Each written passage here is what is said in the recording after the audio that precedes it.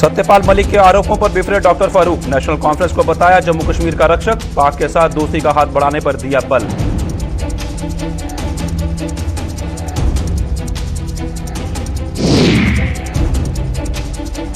राष्ट्रीय पुलिस दिवस में याद किए गए शूरवीर, शहीदों की गाथा को समाज ने किया सलाम, शहीद परिवारों की भी हुई हौसला अफजाई।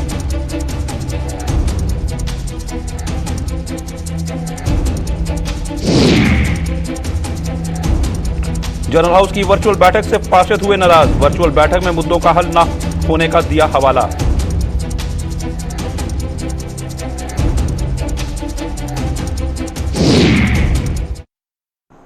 नमस्कार, जम्मू कश्मीर की खास खबरों में आपका स्वागत है। मैं हूं साहिल केरनी। चलिए शुरुआत करते हैं बुलेटिन की।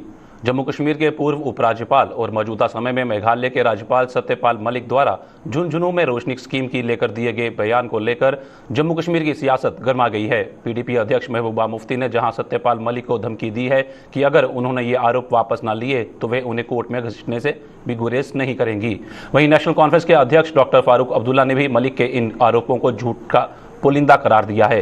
जम्मू में आज नेशनल कॉन्फ्रेंस मुख्यालय में आयोजित कार्यक्रम में अपने संबोधन में मलिक को खूब खरी खोटी सुनाई। डॉक्टर फारूक ने अपने संबोधन में भाजपा को भी आड़े हाथों लिया। उन्होंने दावा किया कि भाजपा चाहे भले ही कितने ही नारे मारे ले, लेकिन जम्मू कश्मीर को सिर्फ और सिर्फ नेशनल कॉन्फ्रेंस के सिवाय कोई नहीं बचा सकता। डॉक्टर फारूक अब्दुल्ला ने भारत और पाकिस्तान को बातचीत का रास्ता अपनाने की सलाह देते हुए कहा कि अगर ये रास्ता नहीं अपनाया गया तो इसके नतीजे बेहद गंभीर होंगे। अभी हमारे पिछले गवर्नर ने सत्यपाल मलिक साहब ने झुंझुनू राजस्थान में कहा है कि फारूक अब्दुल्ला और उमर अब्दुल्ला के पास जो है रोशनी स्कीम, मैं उसको चैलेंज करता हूँ। कहता हूँ जरा आइए मेरे सामने, वहाँ क्या बोल रहे हो। मैंने 3 इलेक्शन इसके लिए भी लड़े हैं यूपी में, और झूठ बोलता है। पहले तो हम सबको झूठ बोला कि 370 जाएगा ही नहीं, सवाल ही नहीं, यही है। फिर कहता नहीं, मुझे वजीर आजम ने कहा था 35 से जाएगा, 370 रहेगा। ये भी आपने सुना होगा। और आज झुंझुनू में जाके बात कर, अरे आज जम्मू कश्मीर में आके बात कर, मेरे सामने बात कर, मैं भी तुम्हें जवाब दूंगा। अफसोस तो है ना, तुम गवर्नर से उतरो तब मैं तुम्हें बताऊं। और गवर्नर ज़्यादा देर रहेगी नहीं, वो भी चली जाएगी। फिर क्या करो, इसे ये झूठ बोलना छोड़ दो।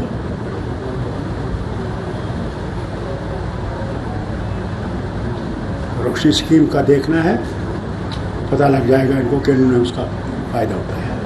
आज भी आपसे कहता हूं, जम्मू कश्मीर बचेगा नेशनल कॉन्फ्रेंस की मेहरबानी से, नहीं तो नहीं। मारो गंडूरा, तुम जितना मार सकते हो। बीजेपी वालों, आरएस वालों, मारो नारे जितने तुम मार सकते हो।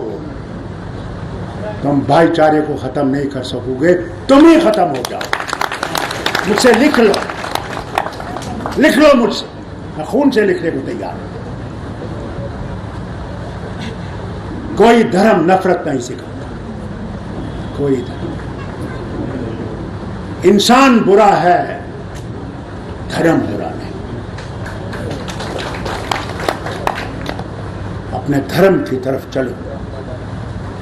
मैं मुसलमान भाइयों से कहता हूं, तुम नाम के मुसलमान रह गए हो, अमल के मुसलमान नहीं रहे। तुम नमाज नहीं पढ़ते,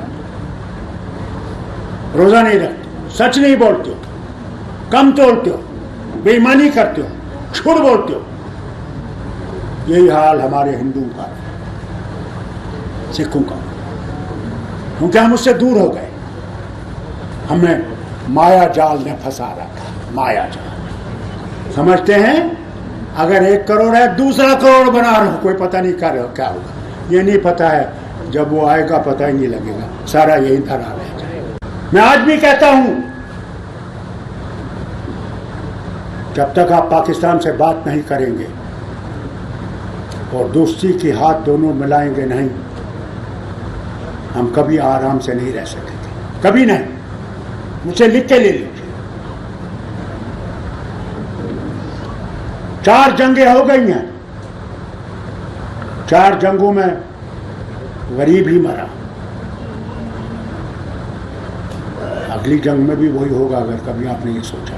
उससे ज़्यादा भयानक होगा, क्योंकि दोनों के पास एटम बम है।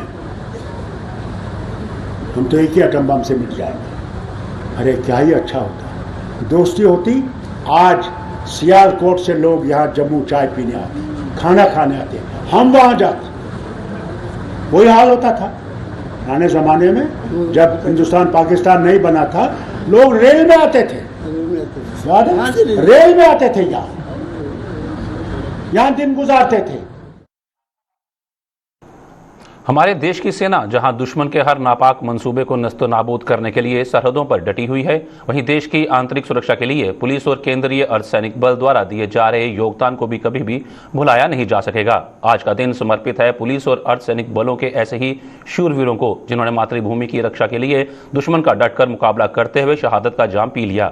आज यानी 21 अक्टूबर का दिन हर साल राष्ट्रीय पुलिस दिवस के रूप में मनाया जाता है, जिसके चलते आज भी देश भर के साथ जम्मू कश्मीर में भी शहीदों को नमन किया गया।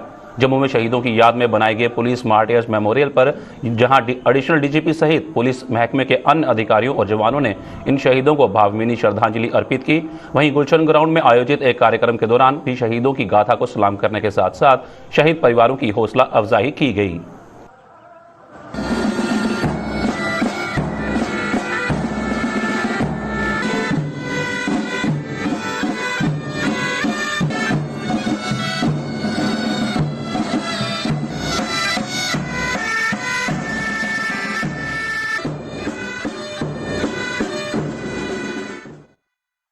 नेशनल पुलिस डे पे हम सब पुलिसकर्मी और पैरामिलिट्री के ऑफिसर्स और पूरी जो जम्मू की जनता है, हम सब यहाँ इकट्ठे हुए हैं अपने पुलिस कर्मी और जो पैरामिलिट्री के जो ऑफिसर्स और जवान से जो हमारी देश की सुरक्षा को करते हुए और देश के लोगों की सुरक्षा को करते हुए जिन्होंने अपनी जानों की बाजी लगा दी और अपनी जान न्यौछावर कर दी है, इन सब को श्रद्धांजलि देने के लिए आज हम यहाँ इकट्ठे हुए हैं। मेरी तरफ से भी हमारे पुलिसकर्मियों को और उनके परिवारों को बहुत सांत्वना, और हम सब इस कठिन घड़ी में जब आप अपने जो नज़दीकियों को खोने का गम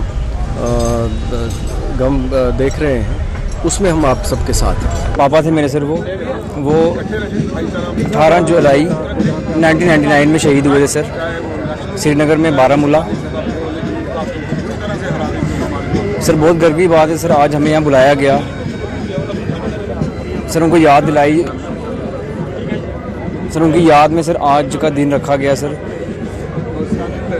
बहुत प्राउड फील करते हैं सर हम यहाँ पे, और थैंक यू करता हूँ सर मैं जे&के पुलिस, सारी एडमिनिस्ट्रेशन का सर बहुत गर्व की बात है सर, देश के लिए सर शहीद होना सर किस्मत वालों में मिलता है सर। सर मैं बहुत गर्व की बात है सर, मैं उनका बेटा हूँ सर, तो आगे उनका नाम रोशन करूँगा सर। की बात है, एक इंडिविजुअल फैमिली की अगर बात करें तो कहीं ना कहीं मुश्किल तो ज़रूर होती है, लेकिन जब देश की बात आती है तो बहुत गर्व फील करते हैं। एक ऐसी फैमिली से आते हैं कि जो देश के लिए मरने मिटने का जज्बा रखते हैं, बहुत प्राउड फील करते हैं। मेरे ब्रदर शहीद हुए थे असेंबली ब्लास्ट में 2001 में। जम्मू के साथ साथ सूबे के अन्य जिलों में भी आज राष्ट्रीय पुलिस दिवस पर देश की आन बान और शान के लिए अपने प्राणों की आहुति देने वाले वीर जवानों को नमन किया गया। कठुआ, रामबन, रियासी और उधमपुर में आयोजित कार्यक्रमों में पुलिस विभाग के अलावा प्रशासन के अधिकारियों व आम लोगों ने शहीदों को भावभीनी श्रद्धांजलि दी। कांस्टेबल 717 जगत राम कनवार, कांस्टेबल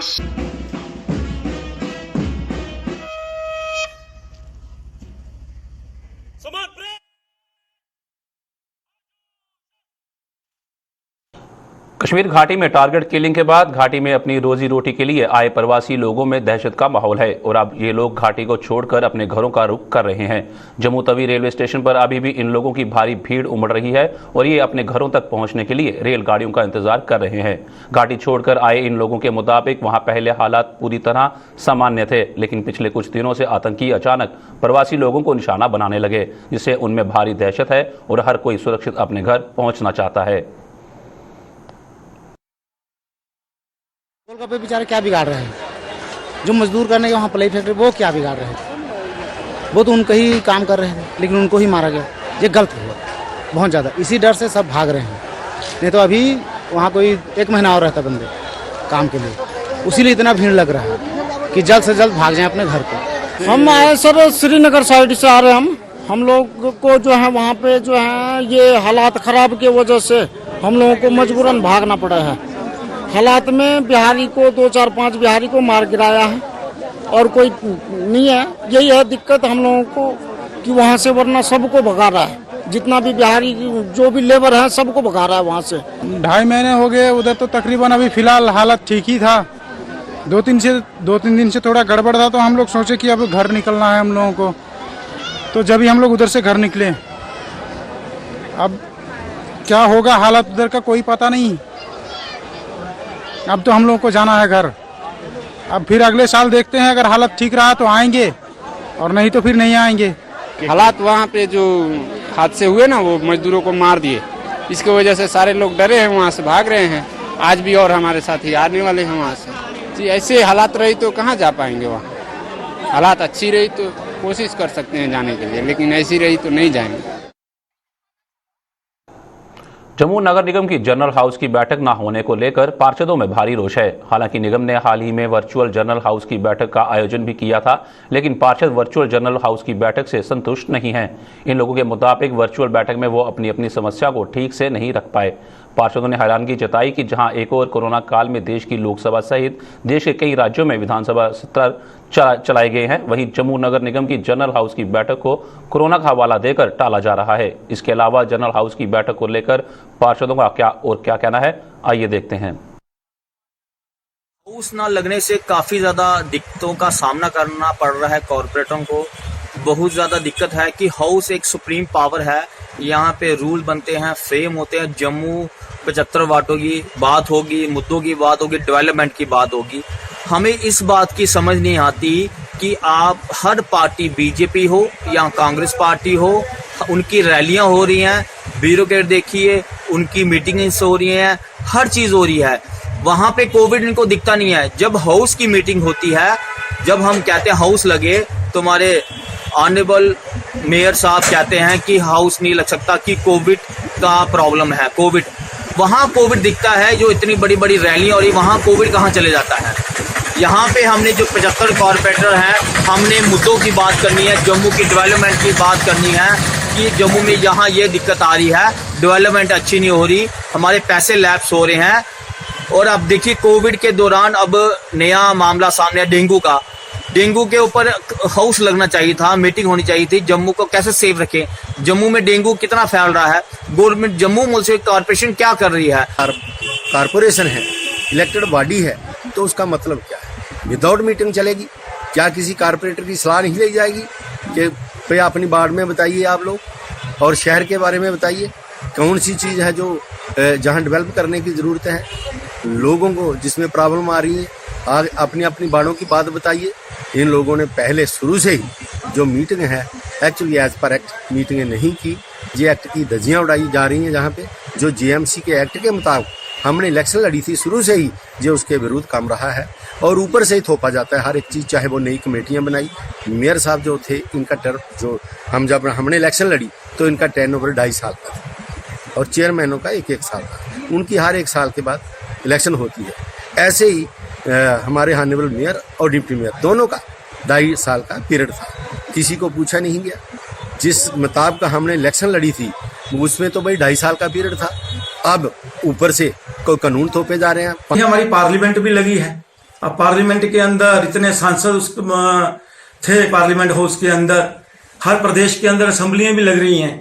तो मेरा ये निवेदन है मेयर साहब से भी कि हमें भी ये जो अपना हाउस है इसको लगाना चाहिए, क्योंकि हाउस लगने के साथ जब लगेगा तो सभी पार्षदों के जो क्वेश्चन होते हैं, जो रेजुलेशन होते हैं, हम लोग वहां रखते हैं, और लोगों की जो परेशानी है उसी के ऊपर हम रेजुलेशन और क्वेश्चन बनाते हैं, ताकि हम हाउस के अंदर जाकर अपनी बात को पूरी तरह से रख सकें। मीटिंग का मैं यहां तक कहूंगा कि मैं सहमत नहीं हूं, क्योंकि मेरे इतने थे कि मैंने उस दिन 12-14 पॉइंट अपने रखे थे जो मुझे डिस्कशन करने थे।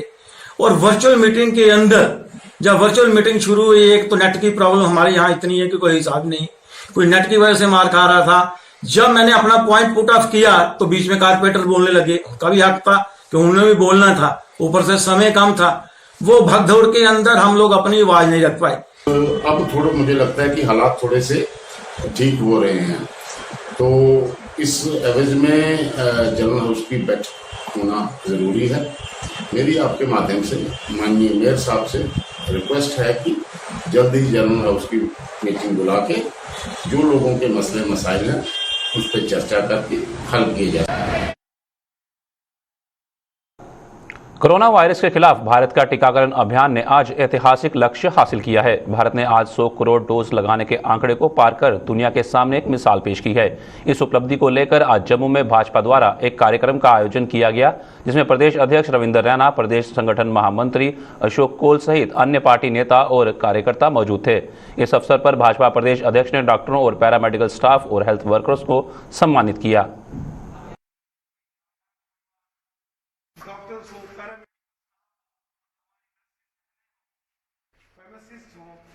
पुलिस कर्मचारी हों, सफाई कर्मचारी हों, और जिन जिन लोगों ने योगदान दिया है, सपोज किसी ने लंगर चलाए, किसी ने हमारे पैरामेडिकल स्टाफ के मेंबर्स हैं, जो हमारे सामाजिक कार्यकर्ता हैं, जिन्होंने अपनी जान पर खेलकर, जान हथेली पर रखकर इस कोरोना वायरस, इस महामारी से भारत के अंदर जंग लड़ी है और कोरोना को हमने हराया है। इसका सारा श्रेय हमारे डॉक्टर्स को जाता है, हमारे पैरामेडिकल स्टाफ मेंबर, हमारे देश के अंदर काम कर रही हमारी नर्सिस, जो माताएं बहनें हैं, जो हमारे फार्मासिस्ट हैं, इन सबको ये क्रेडिट जाता है कि इन्होंने दिन रात एक किया, अपनी जान की परवाह नहीं की, अपने परिवारजनों की कम चिंता करके देश की चिंता इन्होंने ज्यादा की, और उसी का परिणाम है कि आज भारत में 100 करोड़ से भी ज्यादा जो है कोरोना की कोविड-19 के अगेंस्ट जो वैक्सीन है वो लगी है। मैं हृदय से अपने डॉक्टर्स का, पैरामेडिकल स्टाफ मेंबर्स का, जम्मू कश्मीर रियासत के बानी महाराज गुलाब सिंह को उनकी 229वीं जयंती पर आज याद किया गया। श्रद्धांजलि समारोह का आयोजन किया गया, जिसमें क्षत्रिय संसद के सदस्यों ने महाराज गुलाब सिंह को अपने श्रद्धासुमन अर्पित किए। क्षत्रिय संसद के प्रधान ने महाराज गुलाब सिंह के योगदान पर रोशनी डालते हुए कहा कि जिस जम्मू कश्मीर रियासत की बुनियाद महाराजा गुलाब सिंह ने रखी थी, उसे एकजुट करने में सभी सरकारें विफल रही हैं।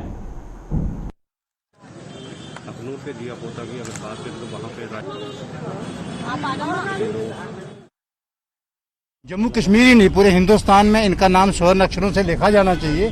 हालांकि जम्मू कश्मीर में इनका जो पूरा जो योगदान था उसको पूरी तरीके से समाज के सामने लाया नहीं गया, और हमने इसी सिलसिले में जो आज का जो दिन है, जो इसको सेलिब्रेट कर रहे हैं, और हम जागरूक करना चाहते हैं लोगों को।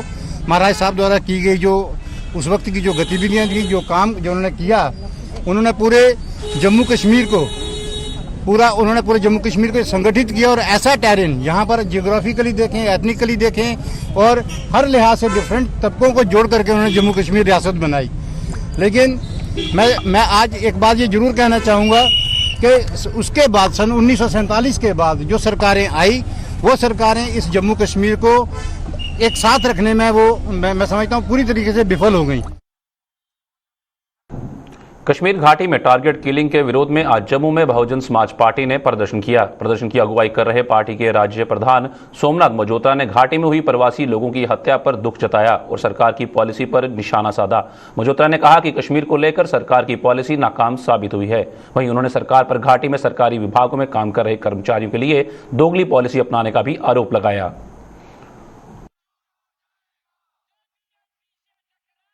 इनकी पॉलिसी जो है वो बिल्कुल वहाँ कारगर साबित नहीं हुई। वहाँ जो इनोसेंट किलिंग्स जो है, और बाहर के खासकर जो बाहर के गरीब मजदूर जो लोग थे, उनकी किलिंग जो है बड़ी निंदनीय है। जिसने भी वो किलिंग की हैं उनकी हम निंदा करते हैं, लेकिन साथ साथ हम गवर्नमेंट की फिर वही दोगली पॉलिसी जो है उसकी भी निंदा करते हैं। जैसे वहाँ से जो लोग इन रिसेंट किलिंग्स को मद्देनजर रख के वहाँ के मुलाजिम जो हैं वो सारे के सारे डर के मारे भाग के आगे थे, नॉन लोकल सारे आगे थे, और ख़ासकर जम्मू प्रोविंस के लोग जो थे, मैक्सिमम लोग वहाँ काम करते हैं, उनके बारे में कोई ऑर्डर नहीं किया गया। लेकिन कश्मीरी पंडितों के बारे में ये ऑर्डर गवर्नमेंट ने निकाला कि जो कश्मीरी पंडित टीचर्स हैं, लेक्चरर हैं या दूसरे मुलाजिम हैं, वो घर में बैठ करके ऑनलाइन क्लासेस दे सकते हैं। लेकिन जम्मू प्रोविंस के लोग जो वहाँ, चाहे वो टीचर हैं, लेक्चरर हैं, प्रोफेसर्स हैं, वो जो लोग आए हैं उनके लिए कोई ऑर्डर नहीं। जिला पुंछ के स्वर्णकोट में परनई प्रोजेक्ट द्राबा बफलियाज में काम करने वाले मजदूरों ने आज बकाया मजदूरी को लेकर प्रदर्शन किया। प्रदर्शन कर रहे इन मजदूरों का आरोप था कि इस प्रोजेक्ट पर काम करने वाली निर्माण कंपनी उन्हें समय पर मजदूरी नहीं देती है, जिससे उन्हें भारी आर्थिक तंगी का सामना करना पड़ता है। इन लोगों को ये भी आरोप था कि जब भी वो अपनी मजदूरी को लेकर कंपनी प्रबंधन से बात करते हैं तो उन्हें काम से निकालने की धमकियां दी जाती हैं।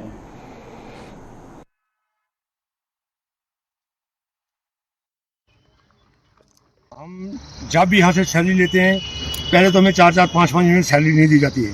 जब भी हम लेते हैं, बैठते हैं 4 दिन 6 दिन भूखे मरते हैं, उसके बाद हमें धमकी दी जाती है कि जो आदमी सामने आएगा उसको हम टर्मिनेट कर देंगे। हमने आज आपको बुलाया है। हमें पहले 6 महीने से हमारी सैलरी बंद थी। इनको हमने बोला हमारी पूरी सैलरी क्लियर करो, हम आगे काम करेंगे। हमने काम नहीं फिर भी बंद किया। फिर इन्होंने बोला 15 तारीख को देंगे, 15 भी चलेगी, फिर बोला 20 को देंगे। आज ये अक्टूबर है, अक्टूबर में 2 महीने की सैलरी डाल के और अब बोल रहे कि काम पे नहीं जाओगे तो जो आदमी हमारी नजरों में आ रहे हैं उनको हम टर्मिनेट करेंगे यहाँ से। हम सरकार से यही अपील करते हैं, जगह हमारी है, प्रोजेक्ट हमारा है। अगर बिना पैसे के कोई प्रोजेक्ट चला सकता तो बोलो हम कैसे चलाएं। ये गरीब लोग हैं, इनको लोग बाहर से उधार नहीं दे रहे हैं, भूखे मर रहे हैं, किसी की माँ बीमार है, किसी का बच्चा बीमार है, किसी के पास टोटल कुछ खर्चा पैसा देने के लिए कुछ भी नहीं है। जनाब हमारी 6-6 महीने से तनख्वाह नहीं मिलती है, तो अभी हम 2 महीने की उन्होंने दी थी, 4 की अभी भी बाकी है। तो हमने जब पूछा कि हमें सैलरी क्यों नहीं दे रहे हो, बोलते जी इस प्रोजेक्ट में ऐसा ही चलेगा, जिसने काम करना है करो, नहीं तो जा सकते हो घर। ये करने के हमारी कोई मदद करे, क्योंकि हमारे पास कोई सहारा उनकी गवर्नमेंट के वगैरह कोई है ही नहीं है। तो लेफ्टिनेंट गवर्नर साहब से हम अपील करते हैं कि गरीब जो मजदूर हैं तो इनकी हेल्प की जाए। जम्मू के एक नर्सिंग कॉलेज द्वारा आज जीएमसी अस्पताल में डेंगू को लेकर लोगों को जागरूक किया गया। इस दौरान जीएमसी अस्पताल की ओपीडी में मरीजों और उनके तीमारदारों को डेंगू से बचाव के तौर तरीके बताए गए और साथ ही साथ इस बीमारी के लक्षण बताने के साथ साथ मरीजों को तुरंत डॉक्टर से परामर्श लेने का आह्वान किया।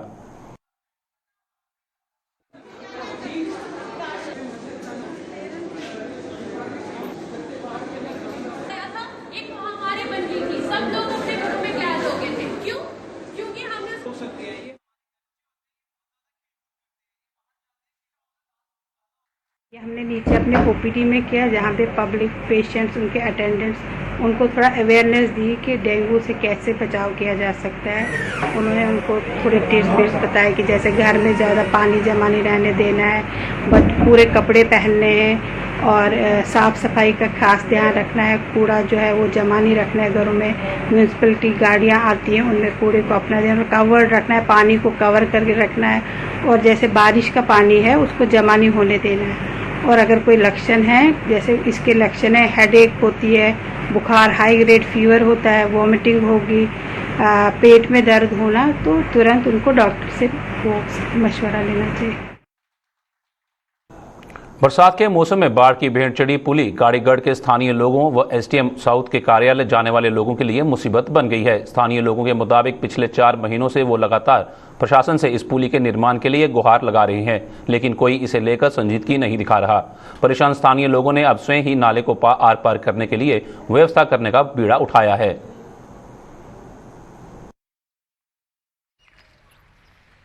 जनाब गाड़ीगढ़ का पुल है, इतने नाल इतने ऑफिस है, एमसी बैठते हैं ऑफिसर वगैरह एमसी साहब। तो ये मतलब बरसात 4 महीने तो बंद है, इ'यां बरसात रोड गया बैठ गया था थोड़ा, तो ये पुल को ही अपने इधर पब्लिक इकट्ठा हो गए थे खुद ही कर रहे काम है। अस चाहते भाई अपने को जल्द सरकार भी थोड़ी मदद करे। नाल गौशाला है, इतने गाइयां इतने डिग पैंदियां ने और बड़ी दिक्कत आती है आने जाने की। इतने बच्चा बुजुर्ग नहीं जा सकता ऑफिस, बड़ा मुश्किल हो रहा है, तो मदद करे सरकार भी करनी थोड़े। पुल जो लोअर गाड़ीगढ़ में है और इसके साथ नज़दीक में एसडीएम ऑफिस है। आपके माध्यम से बड़े दुख की बात है कि 4 महीने पहले बरसात की बाढ़ से ये पुल बह गया था, लेकिन बार बार प्रशासन को कहने के बावजूद भी किसी डिपार्टमेंट ने इसकी सुध नहीं ली। हमने एक लेटर एसडीएम साहब को भी दिया था, कमिश्नर सेक्रेटरी को भी दिया था। आपको ये बता दें कि इस पुल से रोई मोड़, बाबलियाना आने जाने वाले ये गाड़ीगढ़ के लोग एसडीएम तहसील में जाने के लिए आप यहाँ देखते हैं कितने लोग बेचारे आके परेशान होते हैं। तो हमने आपके सहयोग से एक ये बीड़ा उठाई है। कल जब हमने वहाँ एक स्कूटरी का एक्सीडेंट हुए देखे तो उसके बाद एक मन में कर दिया कि ये खुद ही डिपार्टमेंट करे या ना करे। हमने खुद ही आपके सहयोग से सभी लोगों से मिलजुल कर, एक मुकेश शर्मा जी हैं, उन्होंने हमें जेसीबी के लिए प्रोवाइड की है, हम उनका भी आभार व्यक्त करते हैं। हमने जेसीबी लेकर उसका ये मलबा डालकर कम से कम लोगों को आने जाने के लिए, तहसील में जो सुविधा है, रास्ते की सुविधा लोगों को जाने के लिए। जम्मू कश्मीर की खास खबरों में फिलहाल इतना ही। मुझे और मेरी पूरी टीम को दीजिए इजाजत। नमस्कार।